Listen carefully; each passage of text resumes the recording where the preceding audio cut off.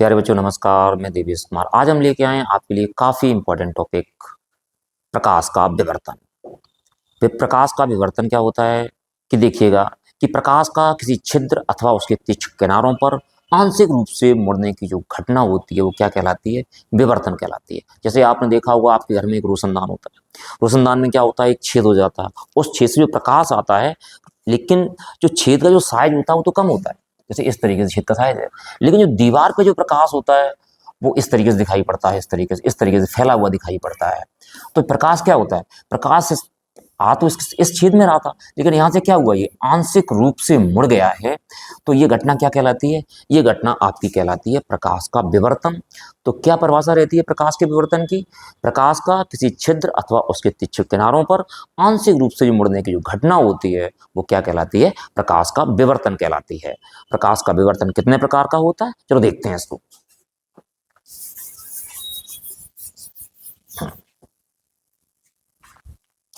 अब देखिएगा प्रकाश का विवर्तन, विवर्तन होता है दो प्रकार का। देखिएगा इसको।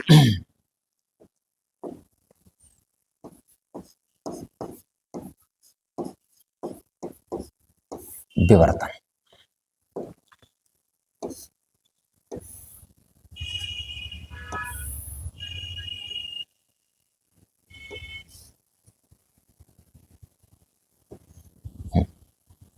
विवर्तन में क्या होता है? एक होता है इसमें फ्रेनल विवर्तन।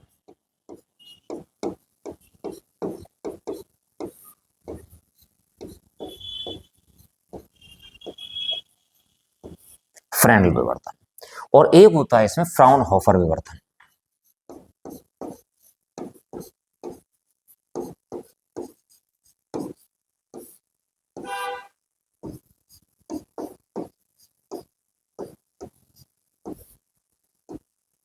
तो फ्रेनल विवर्तन और फ्राउनहोफर विवर्तन में क्या अंतर होता है? तो फ्रेनल विवर्तन में क्या होता है कि फ्रेनल विवर्तन में जो प्रकाश स्रोत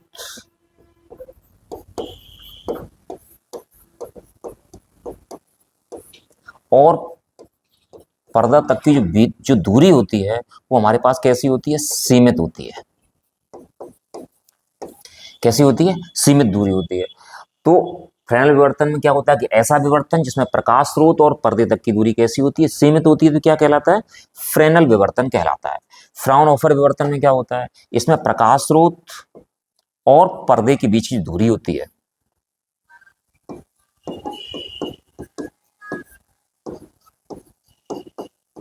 वो कैसी होती है? अनंत होती है। तो इसकी परिभाषा क्या रहेगी? मतलब ऐसा विवर्तन जिसमें प्रकाश स्रोत और पर्दे के बीच की दूरी कैसी होती है? अनंत होती है। क्या कहलाता है आपका? फ्राउनहोफर विवर्तन कहलाता है। अब देखते हैं एकल झर्री द्वारा प्रकाश का विवर्तन।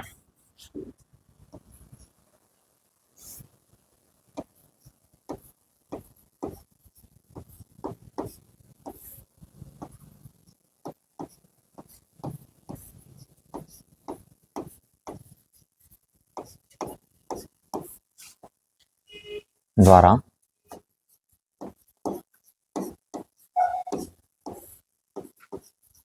प्रकाश का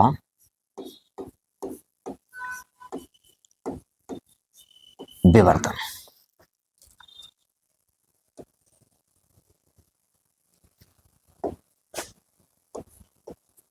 अब इसमें सबसे पहले समझते हैं फिगर को। इसमें हम क्या लेते हैं? सबसे पहले एक सोर्स ले लेते हैं। जैसे हमारे पास एक सोर्स है,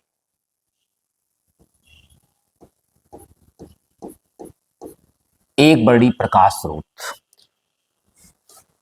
एक बड़ी प्रकाश स्रोत है। अगर हम इसमें बात करते हैं फ्राउनहोफर विवर्तन की, तो फ्राउनहोफर विवर्तन में क्या होता है कि स्रोत और पर्दे के बीच दूरी कितनी होती है? अनंत होती है। अगर स्रोत अनंत पे होगा तो पर्दे तक को उसकी तीव्रता नहीं पहुंचेगी। तो इसलिए हम क्या करते हैं, स्रोत को हम मान लेते हैं, हमें प्रैक्टिकल करना लैब में, तो हम क्या करते हैं, स्रोत रख लिया और क्या करते हैं, इसके आगे हम एक रख लेते हैं हमारे पास उत्तल लेंस। ये हमारे पास क्या रहेगा? उत्तल लेंस रहेगा। और जो स्रोत है उत्तल लेंस के फोकस पर है। अब जो हमारे पास प्रकाश स्रोत है, इससे क्या कौन सा तरंगाग्र चलेगा? इससे जो तरंगाग्र चलेगा हमारे पास गोलीय चलेगा। कौन सा चलेगा? गोलीय चलेगा। जो गोलीय तरंगाग्र है, जब ये इस पर फोकस इस पर गिरेगा जाके, उत्तल लेंस पे, तो उत्तल लेंस इसको कैसा कर देगा, समतल तरंगाग्र कर देगा। कैसा कर देगा, समतल।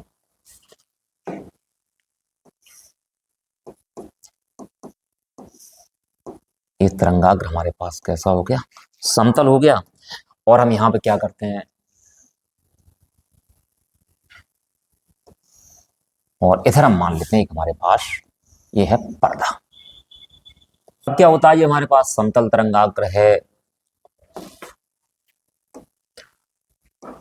तो ये समतल तरंगाग्र होगा, और एक रेखा क्या होगी यहां से, इसके फोकस से होके निकल जाएगी यूं करके। तो हम क्या करते हैं कि अब इस तरंगाग्र द्वारा जो हमारे पास विवर्तन प्रतिरूप आएगा, इसके लिए हम एक लेंस और लेते हैं।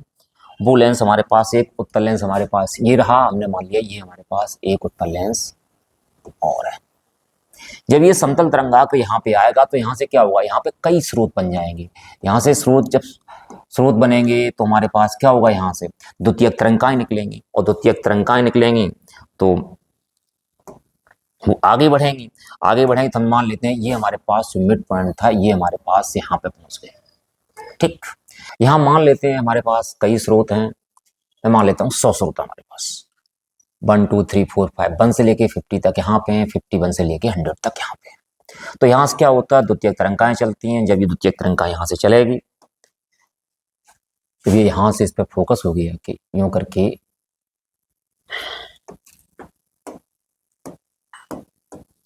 जब ये द्वितीयक तरंगा यहाँ से चलेगी और यहाँ पे आ जाएगी, और ये इधर 100 नंबर वाली यहाँ से चलेगी, यहाँ पे आ जाएगी। अगर देखा जाए तो इन दोनों में कोई भी पथांतर नहीं है, दोनों ने बराबर रास्ता तय किया है।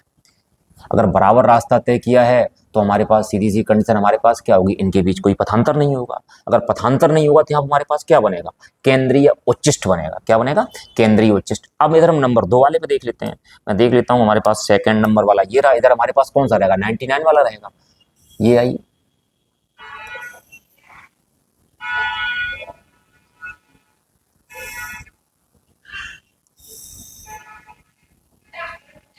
तो अगर देखा जाए तो इन तरंगाओं के बीच में कोई पथांतर नहीं है, कोई पथांतर नहीं है। तो क्या होगा यहाँ पे हमारे पास, तो हमारे पास जो यहाँ पे व्यतिकरण होगा वो कौन सा होगा, हमारे पास संपोषी व्यतिकरण होगा। तो यहाँ पे हमारे पास क्या बनेगा, यहाँ हमारे पास बनेगा केंद्रीय उच्चिष्ट।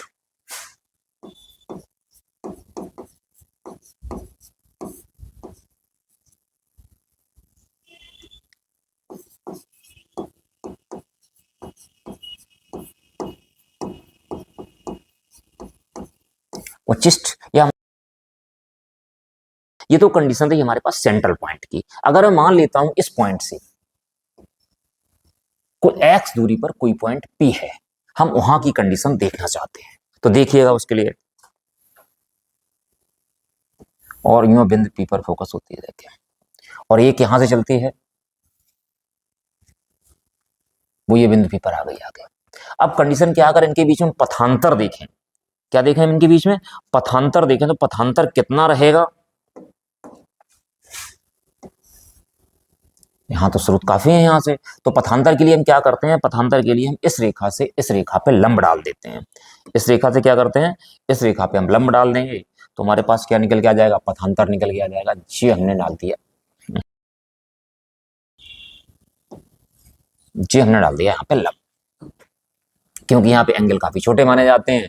तो ये पॉइंट हमारे पास कौन सा रहा, जो ऊपर वाला पॉइंट है हमारे पास, ये रहा ए, ये रहा बी, ये रहा के, और ये एंगल हमारे पास कितना रहा 90, और ये एंगल हमारे पास कितना रहा थीटा।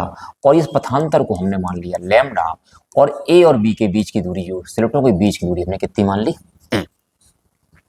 अगर हम पथांतर यहाँ निकालते हैं तो पहले निम्नलिखित की स्थिति क्या आती है, पथांतर के लिए आप आ जाते हैं समकोण त्रिभुज ए के बी में। अगर समकोण त्रिभुज ए के बी में आ जाते हैं, इधर देखिएगा,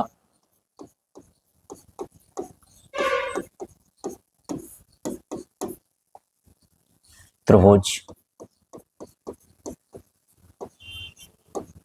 ए के बी में sine theta is equal to कितना हो जाएगा, sine theta is equal to हो जाएगा हमारे पास लंब बटे कर्ण। लंब हमारे पास कितना है, बी के है, और कर्ण हमारे पास कितना है बेटा, ए बी है। तो हमारे पास क्या बचेगा, वी के बराबर हमारे पास A B sine theta. B के बराबर हमारे पास कितना बचा, ए बी साइन थीटा, और बी के की वैल्यू हमारे पास कितनी है, लैम्डा, ए बी वैल्यू कितनी है, ई। तो लैम्डा इज इक्वल टू हमारे पास क्या रहा, ई साइन थीटा, और sine theta is equal to हमारे पास क्या रहा, लैम्डा अपॉन ई। ये कंडीशन रही। ये हमारे पास पथांतर क्या रहा, पथांतर हमारे पास ये निकल के आ गया, lambda is equal to E sine theta. अगर मैं एक काम करूं यहां से,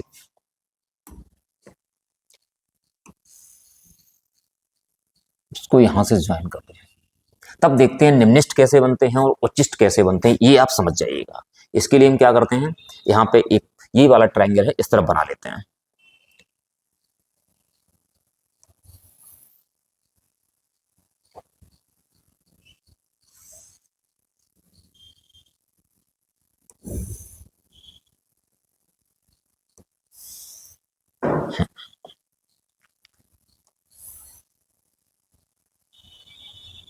ये वाला ट्रायंगल हमने इस तरफ बना लिया। अब यहाँ पे हमारे पास जो एंगल है वो कितना है बेटा, यहाँ पे जो एंगल हमारे पास है थीटा, ये एंगल कितने का है, 90 का।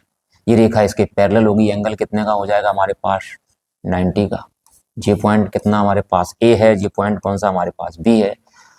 अगर देखा जाए तो अगर मैं इसको सी मान लेता हूं, इसको डी मान लेता हूं, पूरी डिस्टेंस हमारे पास कितनी है, ए, ये मध्य बिंदु से गई हुई है, तो हमारे पास ये डिस्टेंस कितनी हो जाएगी, हमारे पास इधर वाली हो जाएगी ई अपॉन 2, और इधर वाली जो डिस्टेंस है बेटा वो कितनी हो जाएगी, वो भी हमारे पास हो जाएगी ई अपॉन 2। अब आप देखिएगा यहां से कि जे एंगल हमारे पास 90 है, ये एंगल 90 है, ये एंगल दोनों में कॉमन है, तो फिर ये वाला एंगल है ना इस त्रिभुज में, वो इस त्रिभुज के इस एंगल के बराबर हो जाएगी। अगर किन्हीं दो त्रिभुजों में अगर तीनों कोण आपस में बराबर होते हैं, उस समय त्रिभुज आपके कहलाते हैं समरूप। तो समरूप त्रिभुजों के लिए आप समझिएगा, तो हमारे पास ये दोनों त्रिभुज कैसे हो गए, समरूप हो गए। और ये हमारे पास पथांतर कितना है, लैम्डा है। ये इसका अर्धक गया हुआ, इसको 20 से काटा गया, तो हमारे पास कितना हो जाएगा, लैम्डा अपॉन 2 हो जाएगा। अब आप यहां से समझिएगा, हमने कितने सोर्स माने थे, मैंने मान लिया ध्यान से लेके 1 से लेके 100 तक सोर्स हैं। जी हमारे पास पहला सोर्स है, जी हमारे पास 100 है। यहां तक कितना रहेगा, 50 रहेगा। यहां से कितना रहेगा हमारे पास, 51 रहेगा। अगर पहला सोर्स चलता है यहां से द्वितीयक तरंगा चलती है, और पहले के लिए हमारे पास कौन सा देखें, 100 वाला देखेंगे।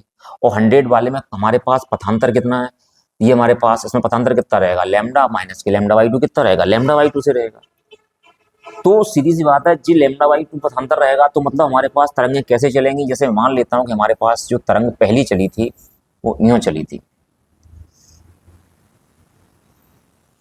यूं करके। दूसरी में पथांतर कितना हमारे पास, लैम्डा बाई 2 है। जब लैम्डा बाई 2 होगा तो मतलब ये हमारी डिस्टेंस लैम्डा बाई 2 रही, लैम्डा बाई 2 के बाद तरंग चलेगी, तो उसकी कंडीशन ये हो जाएगी। जब इसकी कंडीशन ये हो जाएगी, इस तरफ वाला विस्थापन कैसा रहता है, नीचे वाला निगेटिव रहता है, ऊपर वाला कैसा रहता है, पॉजिटिव रहता है। ये आपस में कितने हो जाएंगे, आपस में एक पॉजिटिव एक निगेटिव, तो कितना हो जाएगा, 0 हो जाएगा। और जब 0 हो जाएगा तो हमारे पास यहाँ पे कौन सी स्थिति आएगी, यहाँ पे अदीप्त फ्रिंजों जैसी स्थिति आ जाएगी, मिनिमा वाली स्थिति आ जाएगी। कैसी आ जाएगी, अदीप्त फ्रिंज, मतलब डार्क, मतलब अंधेरा सा छा जाएगा। तो लैम्डा बाई 2 पे हमारे पास कितना रहा, हमारे पास अंधेरा रहा। अगर लैम्डा 2 पथांतरवाद यहां से चलती है तो। इसी प्रकार अगर हम दूसरे वाले को देखते हैं, इधर हमारे पास क्या देखते हैं, इधर हमारे पास हम देखते हैं 99 वाले को, तो उसकी भी कंडीशन यही रहेगी। इसके बाद हम क्या करते हैं, इधर हम तीसरे वाले को देखते हैं, इधर हम किसको देखते हैं, 98 वाले को देखते हैं, तब भी हमारे पास कंडीशन क्या रहेगी, यही रहेगी। तो हमारे पास जहां पे जो बन के आएगा वो कौन सा बन के आएगा, प्रथम उच्चिष्ट बन के आएगा। क्या बन के आएगा, प्रथम। तो अब यहाँ पे हमारे पास टोटल कंप्लीट पथांतर हमारे पास कितना, लैम्डा है। तो जो प्रथम उच्च के आएगा तो उसके लिए हमारे पास पथांतर कितना रहेगा, ई साइन थीटा बराबर हमारे पास कितना रहा, लैम्डा। तो जब पहली उसकी बात आती है, तो पहली बात आती है तो पथांतर कितना रहेगा, लैम्डा रहेगा। अगर हम यहाँ पे पथांतर कितना करते हैं, 2 लैम्डा करते हैं, तो यहाँ पे कितना हो जाएगा, लैम्डा हो जाएगा। फिर भी यही कंडीशन रहेगी। अगर हम यहाँ पथांतर और बढ़ा दें, 3 लैम्डा कर दें, तो यहाँ कितना हो जाएगा, 3 लैम्डा अपॉन 2 हो जाएगा। तो इस प्रकार हमारे पास जो E sine theta is equal to, हम मान लेते हैं यहाँ पे एन लेमडा मान लेते हैं, plus minus n lambda. Plus minus का मतलब पहला ऊपर की तरफ भी बनेगा, वो निम्नलिखित ऊपर की तरफ भी बनेगा, और ऐसा ही एक निम्नलिखित किस तरफ बनेगा आके, नीचे की तरफ भी बनेगा आके। तो हमारे पास प्लस माइनस एन लेमडा, जहां एन बराबर हमारे पास कितना रहेगा 1 2 3 4 5 6 इस तरीके से बनते चले जाएंगे। तो हमारे पास यहाँ से निम्नलिखितों की स्थितियां आ जाएंगी। प्रथम निम्नलिखित के लिए हम एन बराबर कितना लगा देंगे, 1 लगा देंगे। द्वितीय निम्नलिखित के लिए हम क्या करेंगे, एन बराबर 2 लगा देंगे। तृतीय निम्नलिखित के लिए हम क्या करेंगे, एन बराबर 3 लगा देंगे। तो ये हमारे पास क्या रही, ये हमारे पास निम्नलिखितों की स्थितियां रही। इसी प्रकार आपको पता है एकांतर क्रम में बनते हैं, तो दो निम्नलिखितों के बीच में क्या बनेगा, दो निम्नलिखितों के बीच में हमारे पास क्या बनेगा, दो निम्नलिखितों के बीच में हमारे पास बनेगा एक उच्चिष्ट बनेगा आके। तो उच्चिष्ट के लिए हमारे पास, जैसे हमारे पास एन बराबर कितना, एन लेमडा हो गया, तो हमारे पास कितना रहेगा पथान, तो हमारे पास लेमडा 2 लेमडा 3 लेमडा 4 लेमडा। तो इनके बीच में क्या रहेगा हमारे पास, तो हमारे पास उसके लिए कंडीशन रहेगी हमारे पास उच्चिष्टों के लिए हमारे पास क्या रहेगी 2n+1 लेमडा बाई 2, क्योंकि इसके बीच में एक और दो के बीच में कितना रहेगा हमारे पास 3/2 रहेगा। 3/2 के लिए कितना हो जाएगा, अगर n का मान हम 1 रख देते हैं तो 2+1 लेमडा बाई 2, तो हमारे पास कितना हो जाएगा 3 लेमडा बाई 2। चलो अब समझते हैं इसको। अब देखिएगा इसमें क्या करते हैं, मैंने आपको समझाया था कि यहाँ से चलने वाले यहाँ पे क्या बनता है, यहाँ पे हमारे पास मुख्य उच्चिष्ट बनता है, यहाँ पर निम्नलिखित की कंडीशन आती है, ये एंगल हमारे पास 90 है, ये थीटा है, ये के है, और v के बराबर कितना मान लिया हमने लैम्डा। तो हम पथांतर निकालेंगे। पथांतर के लिए आ जाइए समकोण त्रिभुज AKB में।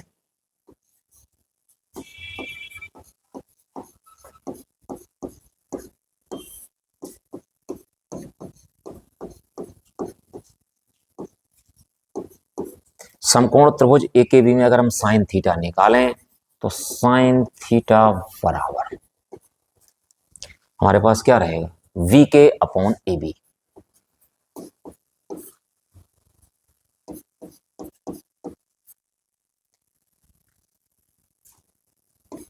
साइन थीटा और कितना रहेगा हमारे पास BK/AB।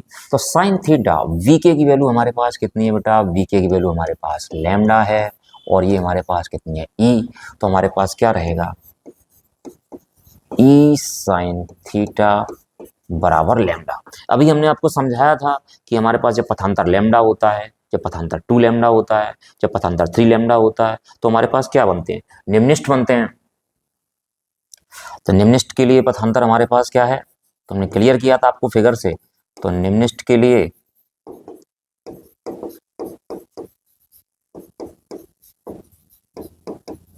पथांतर कितना रहेगा हमारे पास, लैम्डा 2 लैम्डा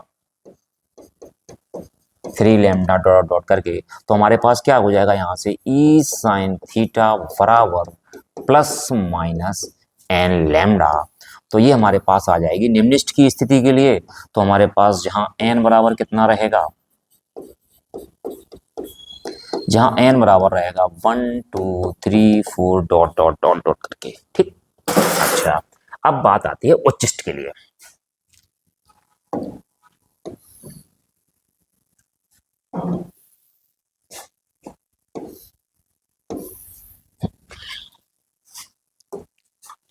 उच्चिष्ट के लिए देखिएगा आप, उच्चिष्टों के लिए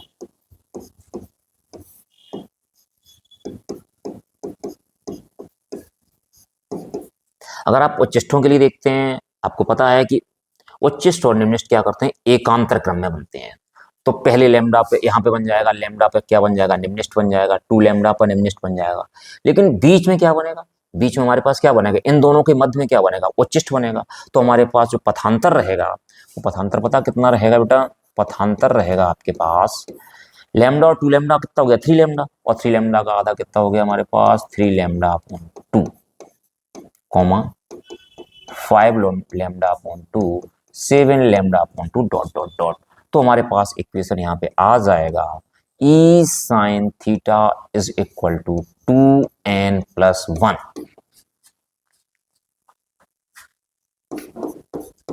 लैम्डा बाई 2, जहां हमारे पास n बराबर कितना रहेगा 1 2 3 4 5 डॉट डॉट डॉट करके। तो ये हमारे पास किसकी स्थिति आ गई, ये आ गई हमारे पास निम्निष्ट की स्थिति, और ये हमारे पास किसकी स्थिति आ गई, ये हमारे पास आ गई उच्चिष्ट की स्थिति। केंद्रीय उच्चिष्ट की चौड़ाई,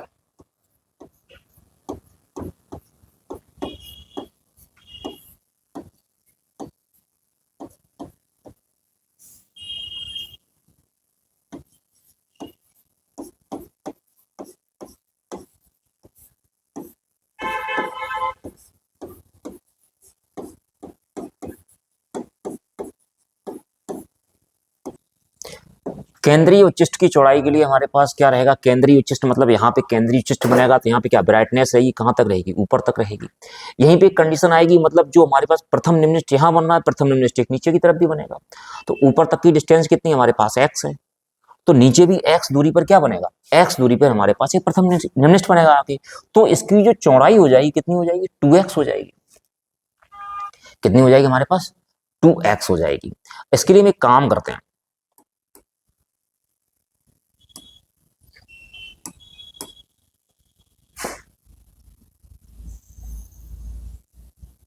इसको यहां मिला देते हैं, तो हमारे पास ये वाला एंगल कितना रहेगा, जो ये वाला एंगल रहेगा हमारे पास वो कितना रहेगा, थीटा रहेगा।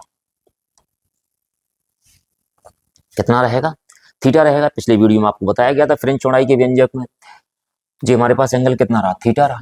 और जब एंगल छोटा होता है तो हमारे पास को क्या करते हैं, हम साइन थीटा ही मान लेते हैं और इसको टेन थीटा ही मान लेते हैं। जो आपको फ्रेंच चौड़ाई के व्यंजक में बताया गया था, साइन को हम टेन के बराबर भी कर देते हैं। तो सबसे पहले हम क्या करते हैं, इस त्रिभुज में चले जाते हैं, हमारे पास इसमें ए के बी में हमारे पास, या मान लीजिए हम प्रथम निम्निष्ट के लिए चले जाते हैं, साइन थीटा निकाल लेते हैं, फिर हम इसमें टेन थीटा निकालते हैं, और टेन थीटा हमारे पास क्या होता है, लंब बटे आधार होता है। इस त्रिभुज में आ जाइएगा, इस पॉइंट को हम मान लेते हैं सी। त्रिभुज सीओपी में टेन थीटा लंब बटे आधार, लंब कितना हो जाएगा x, आधार कितना हो जाएगा हमारे पास d, तो x की वैल्यू यहां से फाइंड हो जाएगी। जब x की वैल्यू पता चल जाएगी तो हमारे पास केंद्रीय विशिष्ट की चौड़ाई कितनी रहेगी, 2x रहेगी, उसमें 2 का मल्टीप्लाई कर दिया जाएगा। तो अब आप आ जाइए, देखिएगा सबसे पहले शुरुआत करते हैं प्रथम निम्निष्ट के लिए। भी है, अभी आपने देखा था e sin थीटा बराबर एन लैम्डा, प्रथम निम्निष्ट के लिए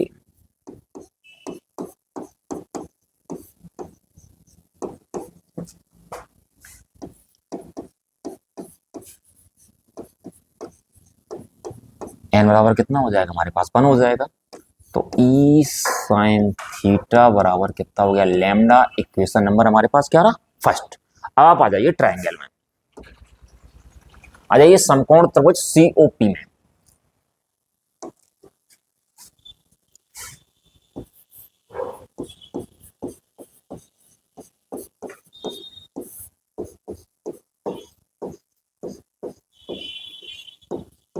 समकोण त्रिभुज सीओपी में हमारे पास, हम इसमें क्या करते हैं, ये एंगल हमारे पास कितना है, थीटा है, तो टेन थीटा निकालेंगे। टेन थीटा क्या हो जाएगा, लंब और बटे आधार, मतलब पी ओ बटे ओ सी।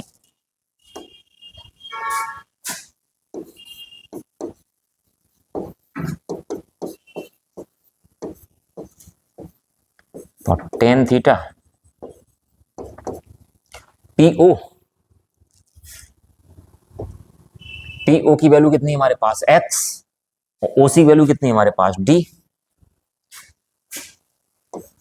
कितना रहेगा x अपॉन d। तो लेकिन टेन थीटा किसके बराबर रहेगा यहाँ पे, साइन थीटा का रहे, साइन थीटा के बराबर रहेगा, क्यों, कोण हमारे पास क्या है, छोटे हैं, क्योंकि थीटा छोटा है।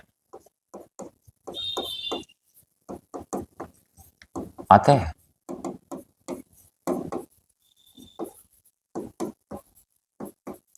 टेन थीटा बराबर कितना हो जाएगा हमारे पास, साइन थीटा। तो ये वैल्यू किस में रख दी जाएगी, समीकरण नंबर 1 में रख दी जाएगी। तो हमारे पास क्या बचेगा, e into x upon D बराबर कितना हो गया, लैम्डा। तो x बराबर कितना हो जाएगा, d लैम्डा अपॉन कितना हो गया हमारे पास, e हो गया, d लैम्डा अपॉन e हो गया। जी, तो हमारे पास एक तरफ की चौड़ाई आई, तो केंद्रीय उच्चिष्ट की कुल चौड़ाई, तो केंद्रीय उच्चिष्ट की चौड़ाई कितनी होती है, 2x होती है, क्योंकि एक निम्निष्ठ हमारे कहाँ बनता है, नीचे की तरफ बनता है।